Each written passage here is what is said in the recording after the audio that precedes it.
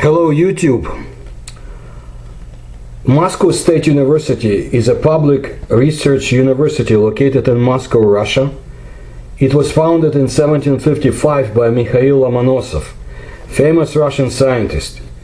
During the Soviet period, the university was renamed after Lomonosov in 1940 and was then known as Lomonosov University.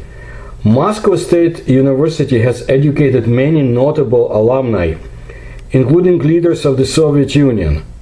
Today the emphasis is on advancing the applied science, new materials, genetics, biomedicine, pharmaceutics, cognitive sciences, ecology, and information technologies. So let me tell you a few interesting things about the university. I myself saw it many years ago, but collected a few interesting stories, reports, accounts, and legends about it through the years. The construction site of the Moscow State University enjoyed an awfully bad reputation. The Stalin high-rise, as it was called, was built on the territory of the village of Vorobyov, which was considered a place of evil spirits among Muscovites. Urban folklore in the late 19th and early 20th centuries spread legends about magicians, sorcerers, flying heads, and other bad magic that took place in this village. One of the 7 Moscow hills has always been an attractive place in a way, not only for Russian czars or emperors, but also for lovers of various esoteric trends. It got to the point that Vorobyovo began to be called the Kingdom of Evil Spirits, and in 1949 the village was demolished and the construction of the university building, which was personally supervised by Stalin, took place. But the energy of the place has not gone away. So many consider the Temple of Soviet Science to be a bad building, to paraphrase Russian author Mikhail Bulgakov. Until now, stories about strange noises and sounds coming from the upper floors are circulating intramurally, so to say. There were cases when students living in the dormitory of the main building of the Moscow State University jumped down to their death from the upper floors of the building. Of course, the reasons are different. Problems with personal life, school, family, but often there were no obvious motives. The very atmosphere of the skyscraper is quite negative and affects the psyche. It is not a fiction that many students are really uncomfortable being in that building. The main building of the Lomonosov Moscow State University on Vorobyovy Gory is surrounded by numerous myths and legends, which I will list in this video. Again, the main building of the Lomonosov Moscow State University on Vorobyovy Gory is one of the most famous symbols of Moscow. Sparrow Hills, in Russian Vorobyovy Gory, formerly known as Lenin Hills, Leninsky Gory, between 1935 and 1999, is a hill on the right bank of the Moskva River and one of the highest points in Moscow, reaching a height of 80 meters or 260 feet above the river level. The main building was constructed between 1949 and 1953, and for the next 40 years was considered the tallest building in Europe, 250 meters, considering a spire. The chief architect was Boris Iofan, but few people know that for the sake of the Soviet leader, they wanted to remain the main university of the country. And it is quite possible that the Moscow State University, named after Iosif Vissarionovich Stalin, could really exist. But you see, the head of the USSR died 6 months before the grand opening of the main building. So they decided to leave the name of the founder of the university, Lomonosov.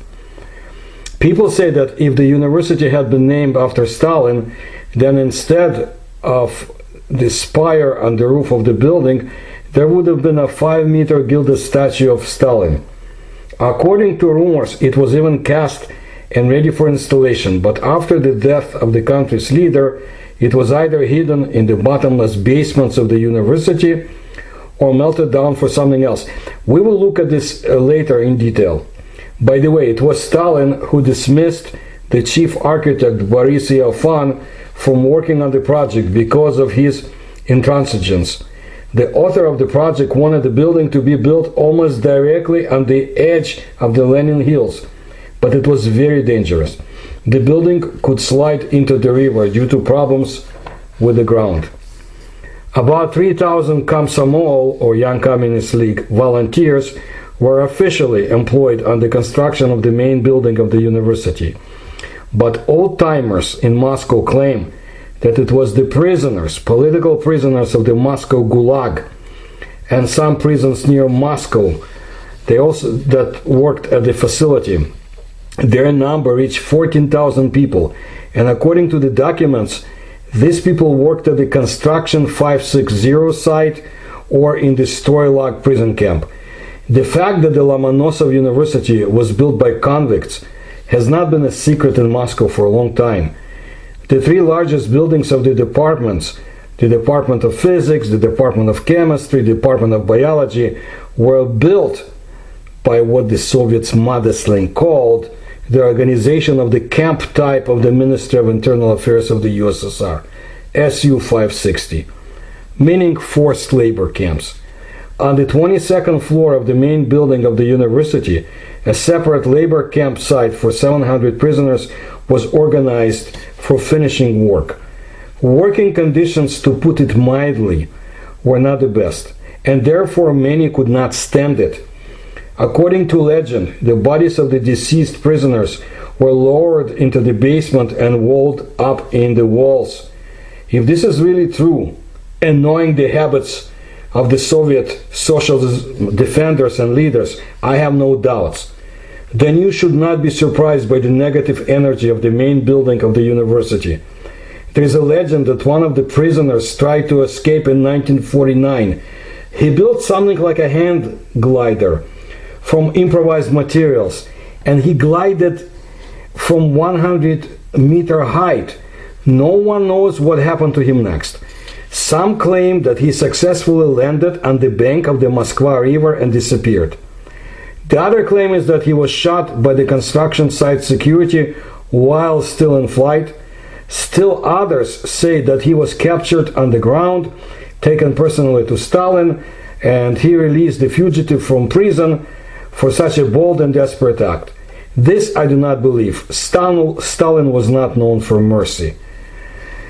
Rumors that everything is not all right on the upper floors of the main building of the university surfaced in the early 1970s.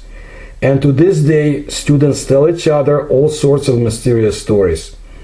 Sarkis Ter-Okhanyan, one of the founders of the Loza Association, said that when he was still a student at the university, he also heard these strange stories and once even created an ambush on the top floor of the university, but was discovered and taken away by the guards who were making an evening inspection of the building. And after one of his friends, having spent the night there, ended up in a mental hospital, Sarkis became seriously interested in abnormal or paranormal phenomena. Subsequently, Ter-Okhanyan's group managed to register powerful, sharp, resonant infrasound emissions on the top floor of the university. Their nature is such that, not being caught by human ear, they nevertheless enter resonance with the nervous system. They cause a depressed state, and with prolonged exposure, an unaccountable fear that turns into uncontrolled panic terror in people. In general, the main building of the university has an unusual history, said Sarkis. Probably it can be called the Temple of Science and Blood. During its construction, there were cases of deaths of convict builders, and they themselves, according to rumors, walled up the informers in the walls, meaning, informers for the secret police. When the prisoners caught up to them, that's how they executed them. However, whatever it was, you should not joke with the dead. That's what Sarkis said. In the recent times, one of the students who knows more about the university history than most mentioned that the labor camp barracks were located on the site of the 21st floor. The escaped prisoner really planned the escape on a sheet of plywood. That's the hang glider. And one more episode is generally missed from history of the university. A random shot fired by an armed guard from the 21st floor that flew to Stalin's dacha, or country home. The bullet entered a tree, and a serious investigation was carried out in the case of an attempt on the life of the Soviet leader, Comrade Stalin. By the way, the entrance to the basement has been closed for a long time. There are rumors that a high-rise building extends underground, that this high-rise building extends underground exactly as much or as long as it rises above the ground. Imagine this grandiose complex. We'll come to that. Back to this. The university basements are an endless source of legends and myths. From reliable sources, you can find out that the building goes 2 floors underground, but they're still arguing about the purpose of the basements. Either there is a bomb shelter here in which up to 20,000 people can hide, or there are giant refrigeration units with nitrogen.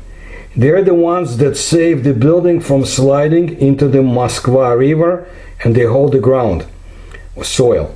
Another very popular legend is the opinion that from the basements of the university you can get to the super secret Metro 2, or to the underground city in Ramenki residential district. And do not forget about the very prisoners who worked here. According to rumors, urban myths say that the bodies of the unfortunate prisoners are immured in the walls or dumped into the concrete that was used to build the foundation. It is impossible to calculate how many columns are actually used in the design of the main building of the university. Designers from Vera Mukhina's workshop actually worked on those columns. Most of the columns are installed exclusively for decorative purposes, and they do not carry any structural load. So let's look at the legends, and we'll number them. Legend 1, the secret underground city Ramenki 2. They say that a secret underground city was built under the buildings of the university and under part of the territory of the Ramenki residential district in the old Soviet times, either under Stalin or under Khrushchev, one of these comrades. According to legend, it is called Ramenki 2 and is supervised by the special services. You can refer to them as the secret police or security services, but you get the drift. According to one account of this legend, some secret research is being conducted in Ramenki 2. According to another account, there are special bunkers in case of a nuclear war. It was assumed that part of the Soviet leadership and some organizations important for the survival of the country would be able to hide there in case of a war. The entrance to this city is probably located in one of the skyscrapers near the university, and maybe you can get there from the main building of the university, but it is not very clear here. I have also heard a version that the entrance to the underground city is a very ordinary sewer manhole, no different from the other sewer manholes. We'll talk about it. Legend 2. From the main building you can walk through the subterranean rooms to Michurinsky Prospect and Indira Gandhi Square. Another legend says that there is an extensive system of underground passages under the university. These passages start from the bomb shelters, which are located under different departments, and connect all the buildings of the Moscow University on the Lenin Hills or Vorobyova Hills. They all connect to the main building, and from the main building you can go not only to the Department of Biology but also to Indira Gandhi, to Michurinsky Avenue and Ramenki district, and perhaps go further into the very heart of the Ramenki residential district. Legend 3. Metro 2. As a matter of fact, this is not even a separate legend. but part of a huge layer of Moscow urban legends about the so-called Metro 2. The Moscow Metro is the subway or the underground railway system. It is mostly underground, with the deepest section 74 meters, 243 feet underground in the Park Pobeda station, one of the world's deepest underground stations. According to these legends, in the time of Comrade Joseph Stalin, when they began to build the Moscow Metro, named after Comrade Vladimir Lenin, an additional system of the secret Moscow Metro or subway was also built in the strictest secrecy for the secret needs of the Soviet leadership, so that Comrade Stalin himself could safely and incognito move around Moscow. This system consists of several subway lines connecting the Kremlin with important objects and sites in Moscow, including Moscow University. And perhaps you can even get to the Moscow region by Metro 2. Later you will see maybe why they need to get to the university from the top secret rooms, or have, what should I say, abodes of the Russian leaders. We'll get to it at the end. Anyway, the Muscovites say that the main building is not only multi-story in height, but also multi-story in depth, and that one of the ground floors of the main building, according to legend, from there you can get to the Metro 2.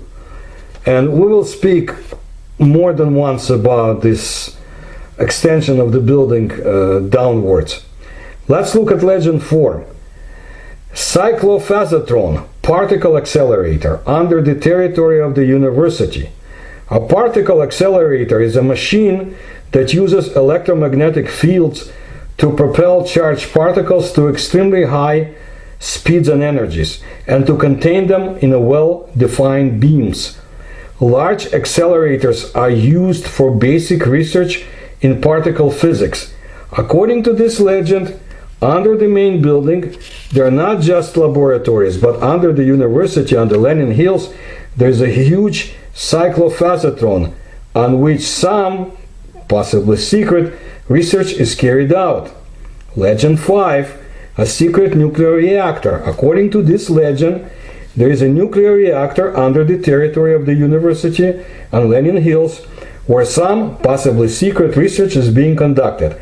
Now, I strongly suggest that if you visit Moscow, do not ask your guide about it. There is much more to ask about in this fascinating European city, heart of Russia. But from me you will learn things that you would not otherwise. However, you don't need to ask unnecessary questions, which could lead to unwanted situations. Legend 6. Laboratory of Glaciology. Well, perhaps permafrost may be located under the main building, and therefore the university's glaciology laboratory is also located there, whose employees study permafrost. To be honest, it's a little bit strange. Where did the permafrost in Russian middle zone, so to say, come from? Well, let's see. Legend 7. A secret laboratory for freezing soil. To some extent, the fact of the presence of permafrost in central Russia is explained by another legend of the university. According to this legend, when the main building of the university was constructed, during the excavation of the pit, it turned out that the soils in this part of Moscow are not strong. Besides, underground cavities abound in them. So such a huge building, the main building, simply will not stand. However, it was necessary to build it at all costs. After all, the plan was developed and approved by Comrade Stalin himself. So the cavities for the main building, they were filled with liquid nitrogen, and the soils, because of that, turned into permafrost. So according to this version, a secret laboratory is located under the main building, which is engaged in soil freezing and monitoring the permafrost construction under the main building. In general, this legend echoes the legend of the glaciology laboratory in the basements of the main building. Legend 8. Under the main building there is a secret object which is a huge pool with liquid nitrogen in which a golden statue of Stalin floats in a frozen state. Let me remind those who do not know that according to the original plan, the main building, instead of a spire, a golden statue of Comrade Stalin should have been erected, which would symbolize the greatness of the scientific and spiritual achievements of socialism and the USSR. And only the death of Stalin in March of 1953 and the arrival of Khrushchev and the Khrushchevites later to power prevented its establishment. So this is the same statue floating in the pool.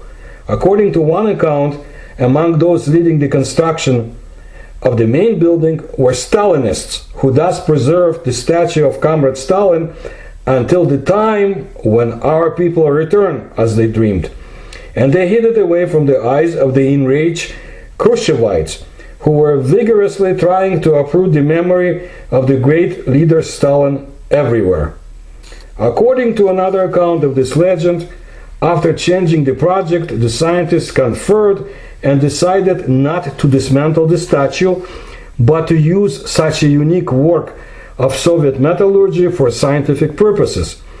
By placing it in liquid nitrogen, Soviet scientists studied by its example some intractable problems of either geophysics or physics of cryonics. Comrade Stalin himself and other top officials of the Soviet Socialist State and the Communist Party took an active part in the design of the main building, and Stalin closely followed the construction of the main building. And the spire, according to the project, was supposed to be a giant statue of Stalin. According to the original design, instead of the high spire that now crowns the main building, they were supposed to put a statue of Stalin cast in gold, which would face the same direction as Lomonosov. According to another, more realistic account, the statue is hollow inside, not entirely gold, but gilded outside. There were also accounts that it was a bronze statue. That is, Stalin would symbolize Russian science, like Lomonosov, and would rise above him if viewed from Lomonosov Prospect.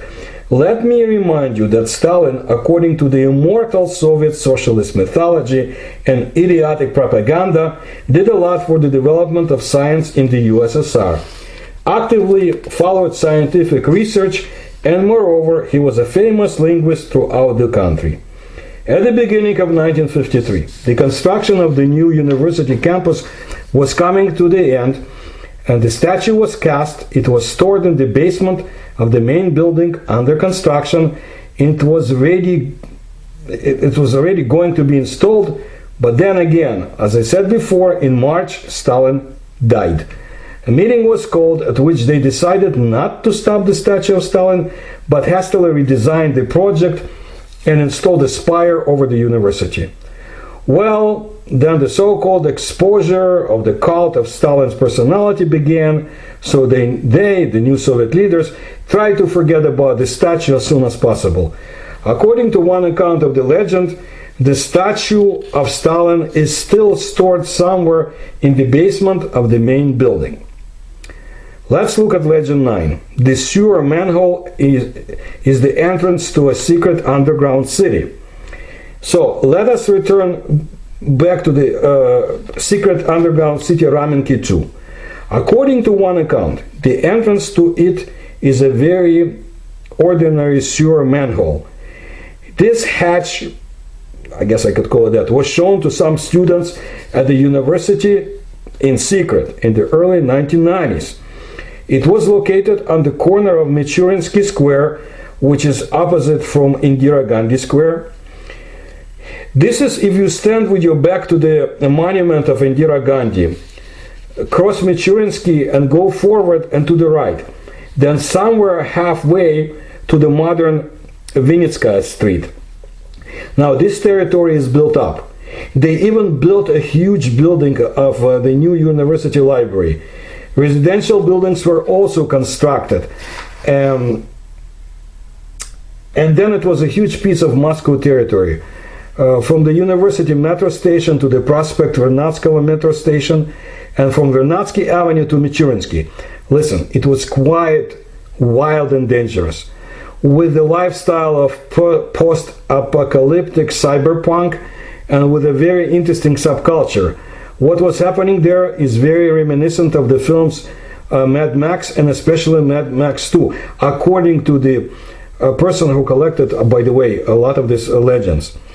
And he described dilapidated buildings, landfills, holes dug in the ground in which homeless people lived, tramps, scientists out of work, teachers and pensioners scurrying in search of food. There was also a garbage dump from one of the local vegetable stores where they could find half-rotten onions, potatoes, and watermelons of good quality. Bandits and racketeers were wandering on some business around. Prospectors or hunters for non-ferrous metals. Freemasons, that's the nickname of those who dismantled old buildings for bricks. They took it out on carts and then sold it to people who were building summer homes elsewhere. In short, the underground life of this Moscow bottom was menacingly thriving, and it was quite a wild and dangerous place. So a normal man in the street usually did not go there without some concrete business. According to legend, it was there that the special services, meaning secret police or security services, arranged the entrance to the secret underground city, and it was an ordinary sewer manhole. People in Moscow, some people, said that every morning around 8 a.m. several dozen buses drove up to this place.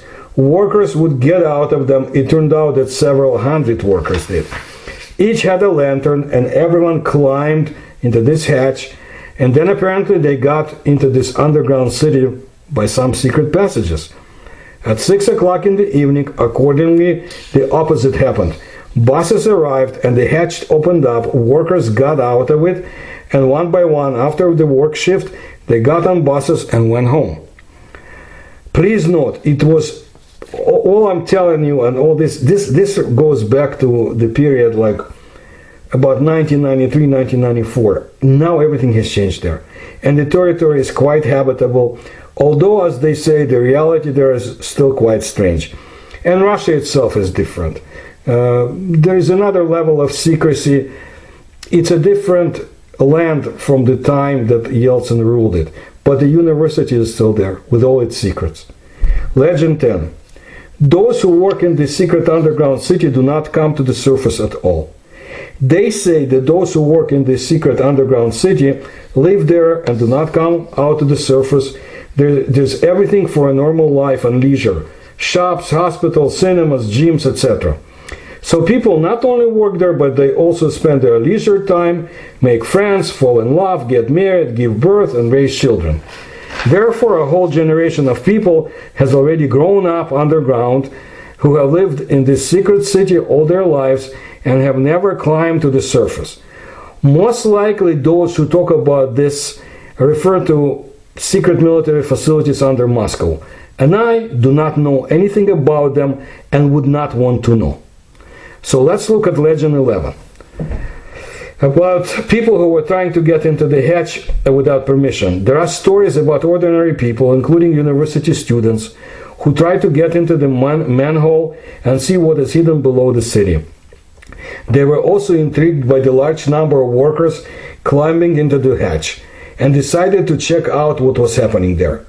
As soon as they tried to enter the hatch, a man in civilian clothes appeared from nowhere, and judging by the red identification ID cover or book he gave them, presented he was an employee of the Federal Counterintelligence Service.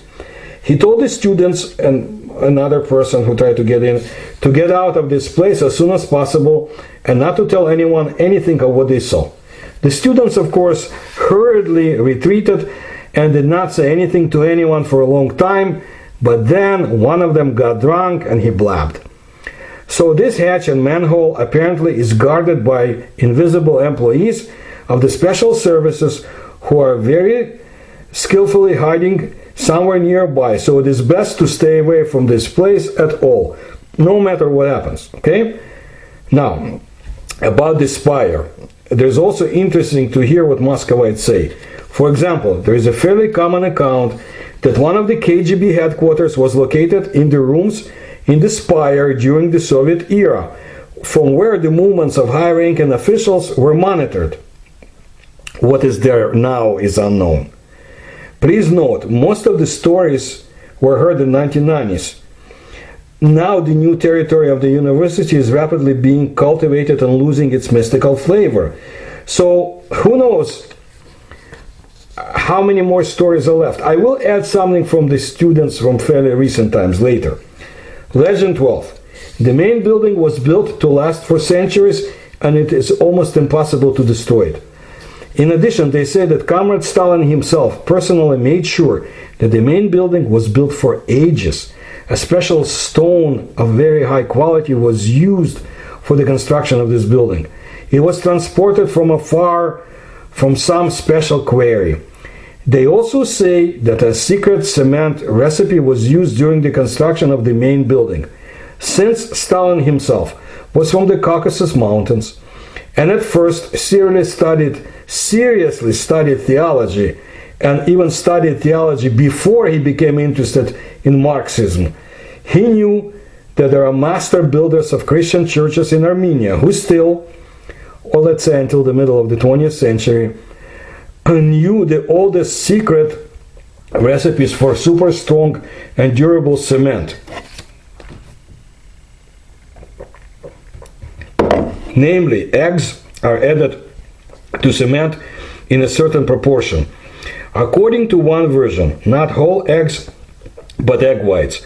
And it was this secret that made the ancient Armenian temples so resistant to destruction by time, earthquakes, and other natural disasters. If you believe the legend, then by order of Stalin, such Armenian monks, builders, were found somewhere in the Caucasus, and the secret recipe was used during the construction of the main building. Therefore, the Temple of Science, called the main building of the university, in contrast to modern Moscow's new buildings, will stand for centuries and even millennia, reminding humanity of the great achievements of the grandiose era of Soviet socialism. Well, hopefully humanity will remember all the evils it brought to the people who had lived under it, like I did. But after attending an American university and hearing professors there and what those professors teach, I really doubt it. Hopefully they will remember in Russia. In addition, they say that it is almost impossible to blow up the main building. It seems that some physicists carried out such calculations, and it turned out that it is practically impossible to cause serious damage to the main building, unless someone manages to drag half a truck into the explosives there. It is also rumored that in the early 2000s, there were attempts to blow up the main building, but no one was injured, and even the partitions between the rooms were not destroyed. Only the windows were knocked out, which indirectly confirms this legend. When they talk about the number of floors of the main building, there is also some confusion. Some say there are 36 floors, others that there are 37 floors. The thing here is that the 37th floor of the main building apparently still exists, but firstly, it is difficult to get into it. It involves risks to life. As far as I heard, for this, at some stage it is necessary to get out on the external staircase, and at such height, it's very scary. Secondly, it is semi-secret and is not mentioned in official documents. And thirdly, strange and mysterious events occurred on that floor. Let's look at legend 13. The main building goes down as many floors as up. I will repeat here what I said before, but it is interesting and worth mentioning again. In addition to the fact that the main building rises 37 floors and more than 200 meters above the surface, it also goes down to the ground for about as much. Again, that's according to some people. They say that there are huge laboratories located underground, mostly secret, but also not very secret, For example, the laboratory of glaciology. I do not know how it is now, but in the 1990s the entrance to these underground floors was guarded, but not very much. So many people went there out of curiosity, according to what people who knew and told me. According to legend, for this it was necessary, as you enter from the Palace of Culture, not to go to Zone A, but immediately turn left, then down the stairs, and pretending to be a janitor, slip past the guards. It seems that this way it was possible to get into the underground main building. They also say that there are huge bomb shelters there, and the bomb shelters of the main building are connected to the shelters of other departments. Legend 14. An airplane can fly under the main building. See, there's this another account about the basements of the main building, namely that there are giant secret hangars located there, so huge that planes can fly underground. Okay, now listen to this. Legend 15. The main building is a giant spaceship ready to fly to conquer deep space at any time.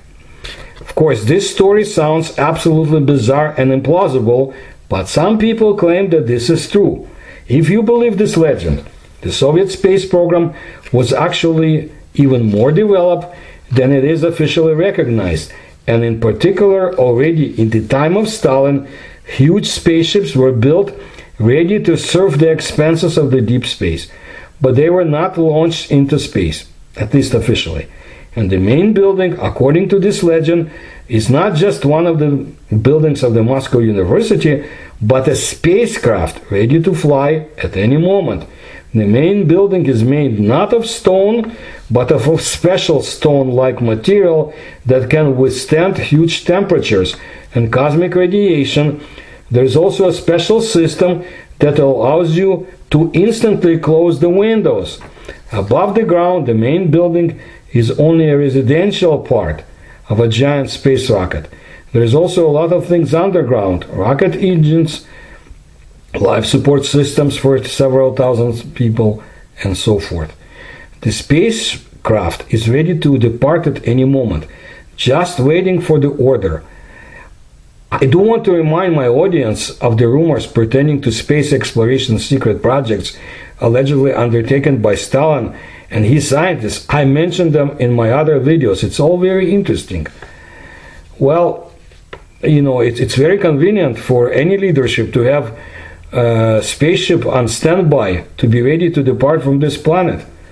And maybe all those tunnels in Moscow and passageways provide an easy way to get to the spaceship. I wonder if there's such spaceships under Beijing and Washington DC as well. Okay, what do modern students say? And I'll be quoting one of them. There are under the main building not 2 but 7 floors at least. This is an atomic bomb shelter with food supplies. A nuclear bomb shelter with food supplies. A large swimming pool is a storage of fresh water. We were taken there for classes. I personally visited the main building in the basements. There's a bomb shelter there, but somewhere on the -3rd level, it is already flooded. You can't go down lower than that. I will not say about the possibility of getting into Metro 2. I didn't reach it, but I'm completely convinced that this is true. Under the fountain near the monument to Lomonosov, there is a tunnel under the main building through which a truck can pass. It is possible that over time some new facts will shed light on the history of the construction and the goals for which it was really built, the main building of the Moscow University. Look, Moscow has been a fascinating place for centuries and has had a tremendously interesting subterranean history. We will look at some episodes from the Russian past later. We will also must look at St. Petersburg, especially the 18th century. We'll do so soon. So I ask you to support my research. You can find the links in the description to this video, and I promise to bring you more interesting videos. Please subscribe to my channel, tell others. Thank you.